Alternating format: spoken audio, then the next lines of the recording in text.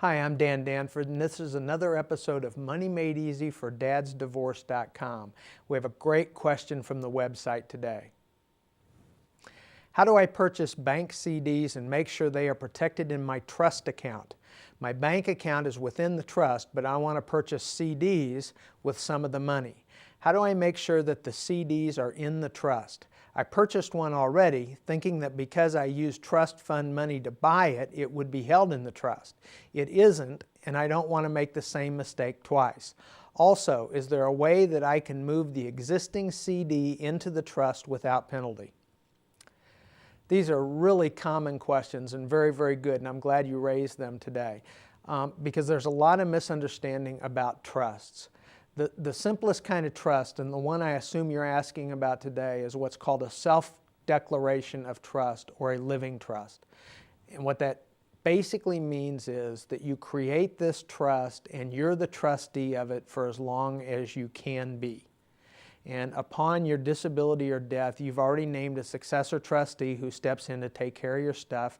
And in the event of your death, they'll actually settle up your trust at your death, and pass the money on to beneficiaries. Great estate planning tool, simplifies everything for your family, makes a lot of sense for a lot of people.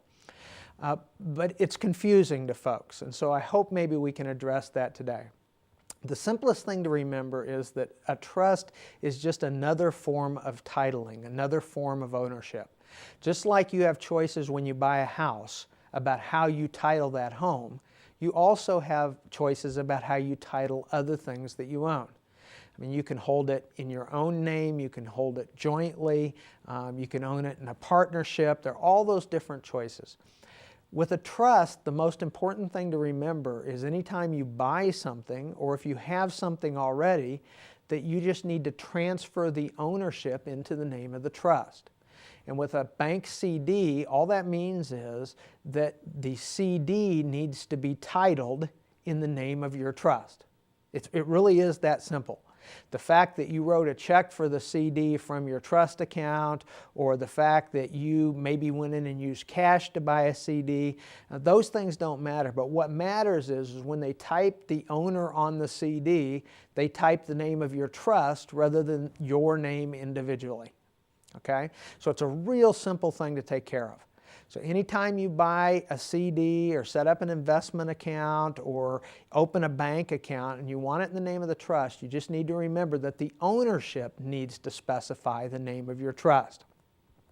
Now, with the existing CD you bought, and it isn't in the name of the trust, you may be able to shift it into the name of the trust. Okay, you may be able to go back to the bank and say, hey, I accidentally put this in my own name, but now I want to put it in the trust, and they may agree to do that. On the other hand, they may not.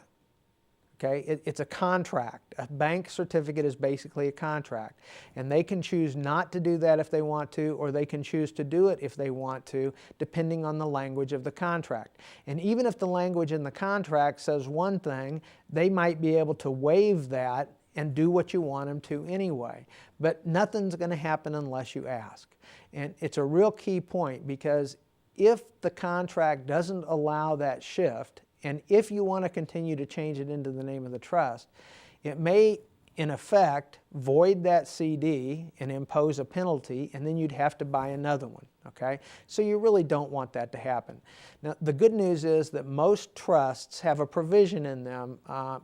Actually, most attorneys who draw a trust for you will also draw what's called a pour-over will. And that pour-over will just basically says, if I die tomorrow, if there's any of my assets that I didn't put in the name of the trust, use this will to put them in the name of the trust. So ultimately, the big thing you're concerned about is your beneficiaries. Even if you don't retitle that CD, and something happens to you before that CD comes due, it will find its way to your beneficiaries. Now, one more real important part of your question that I want to touch on, and that's the FDIC insurance. Okay, FDIC insurance has specific rules and specific limits. The fact that a CD is in a trust does not change those limits necessarily, but it does make a difference in terms of your ownership of various accounts. Okay? So before maybe you had an account in your name, an account in a joint name, and now you're talking about setting accounts up in the trust name. You want to sit down with the bank that's involved and make sure that you understand what those limits are and how they apply to each account. Because the worst case scenario would be that you accumulate 4 or 5 different accounts, they have a cumulative value of $400,000 or $500,000, something happens to the bank and you only have $250,000 worth of insurance. Okay, now I'm not going to go into the technical details on that today. Number one, because they're kind of complicated. And number two is I don't want to give you bad advice.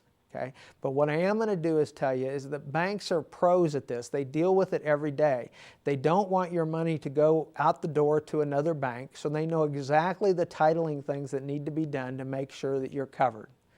That's all I want to make sure is that they will help you title things into the name of your trust, and they will help you stay within the FDIC limits so you don't have to worry about that. It really isn't as complicated as it seems, but it's very important that you take care of it because your trust won't work the way you want it to unless you get those various assets into the name of the trust the way you want to. Okay, that's it for another episode of Money Made Easy for dadsdivorce.com. We'll see you again next week. Thanks.